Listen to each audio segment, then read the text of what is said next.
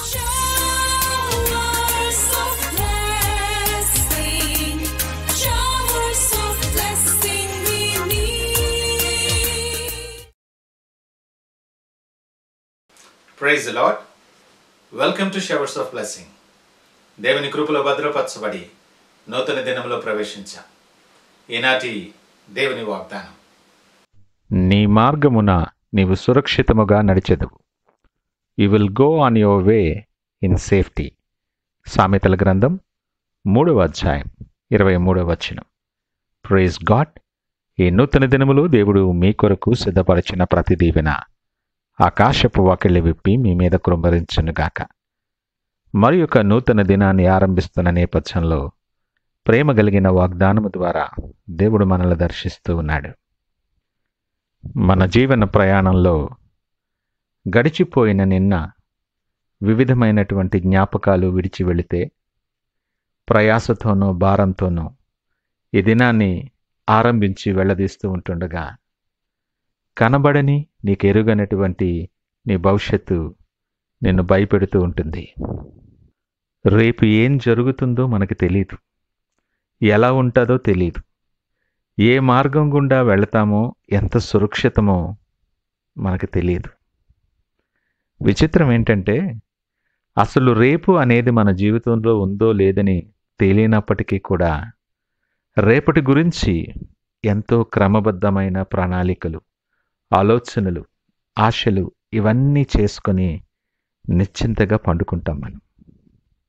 మనం ఆరంభించే ప్రయాణం, మొదలుపెట్టబోయే పని, నీ మార్గం సురక్షితంగా ఉండాలని,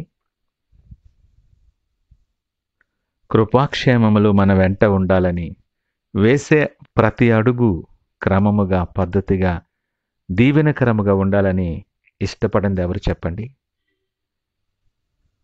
లేఖనం కూడా ఇదే ఆశీర్వాదం గురించి మాట్లాడుతుంది. నీ మార్గమున నీవు సురక్షితముగా నడుస్తావని.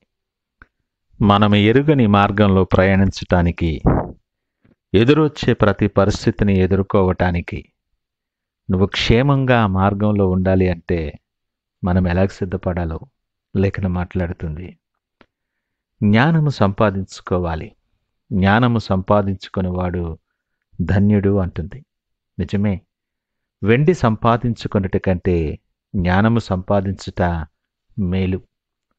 అపరంజి సంపాదించుకున్నట కంటే జ్ఞానలాభము నొందుట మేలు అని లేఖనం మాట్లాడుతుంది. జ్ఞానమును భద్రము చేసుకోవాలి.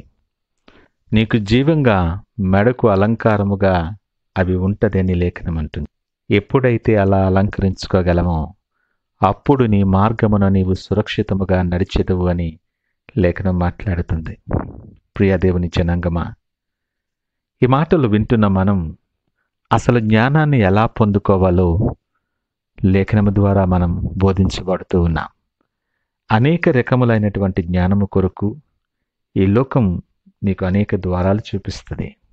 కానీ నువ్వు సురక్షితంగా నడిచే మార్గం, నీ మార్గమున నీవు సురక్షితముగా నడవటానికి, కృపాక్షేమములు నీ వెంట ఉండటానికి అనుకూలమైన, అవసరమైన జ్ఞానాన్ని ఇచ్చేది దేవుని వాక్యం. ఈ జ్ఞానం ఎలాగ పొందుకోవాలో తెలుసా? లేఖనం మాట్లాడుతుంది, యెహోవా యందు భయభక్తులు కలిగి ఉండుట జ్ఞానమునకు మూలం. ఇప్పుడు ఆలోచన చేద్దాం. ప్రతి పరిస్థితి నుండి నిన్ను నడిపించి, ప్రతి పరిస్థితికి నీకు సాటి అయిన జ్ఞానాన్ని అనుగ్రహించేది ఒకే ఒక మార్గం. నీ దేవుని యందు భయభక్తులు కలిగి ఉండుట, అది జ్ఞానానికి మూలం. భయభక్తుల్లో నువ్వు దేవునికి ఎంత సమీపముగా ఉన్నావు?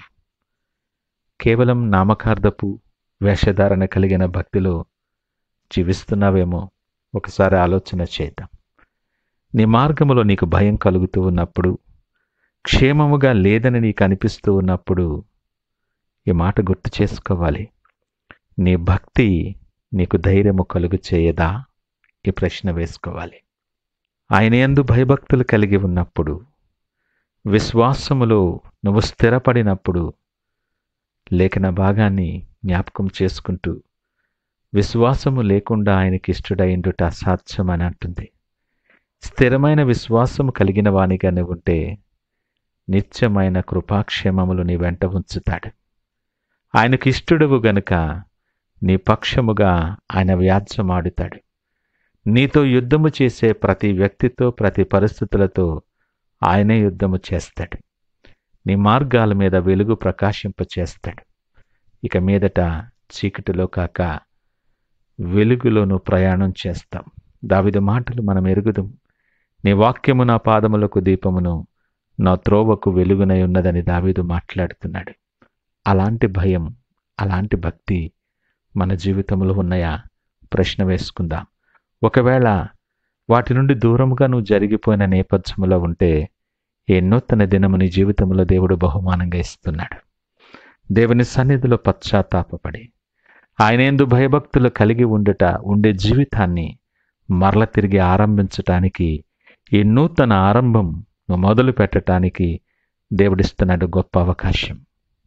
నీవెవరివైనా, నువ్వే పరిస్థితుల్లో ఉన్నా, లోక జ్ఞానము సంపాదించుకోవటానికి ఇంతకాలము నువ్వు ప్రయాసపడ్డావేమో. నీకు అసలైన జ్ఞానం, నిన్ను సురక్షితముగా నడిపించేటటువంటి జ్ఞానం ఆయన యందు భయభక్తులు కలిగి ఉండి ఆయన సన్నిధిలో ఆయన ఎదుట మోకరించిన అడిగితే దేవుడు ఆకాశవాకిళ్ళు విప్పి నీ మీద కృంభరించగలడు.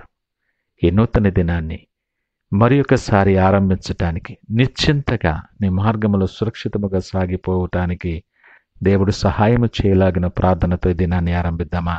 ప్రార్థించుకుందాం. మహోన్నతుడు, నమ్మకమైన మా యేసయ్య, స్తోత్రాలు, వందనాలు. ఈ ఉదయకాలము నాతో మాతో సూటిగా మాట్లాడారు, మీకు వందనాలు. నాయన, మా మార్గములో మేము సురక్షితముగా నడిపించువాడవు నీవు. నాయన, ఇదిగో జ్ఞానము, లోక జ్ఞానము కొరకు మేము ప్రయాసపడుతున్నాం.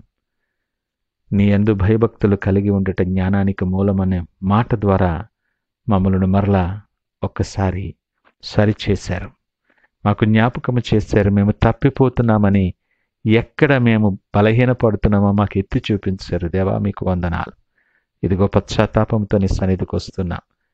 నీకు దూరస్థలముగా కాక నిన్ను హత్తుకొని నీ యందు భయభక్తులు కలిగి నువ్వు సిద్ధపరిచిన సురక్షితమైన, క్షేమకరమైన, దీవెనకరమైన మార్గాల్లో నడవటానికి మమ్మల్ని సిద్ధపరచి బలపరచమని సకల మహిమ, ఘనత, ప్రభావాలు మీకే ఆరోపిస్తూ యేసు పరిశుద్ధ నామమున అడుగుచున్నాము తండ్రి. ఆమేన్. God bless you.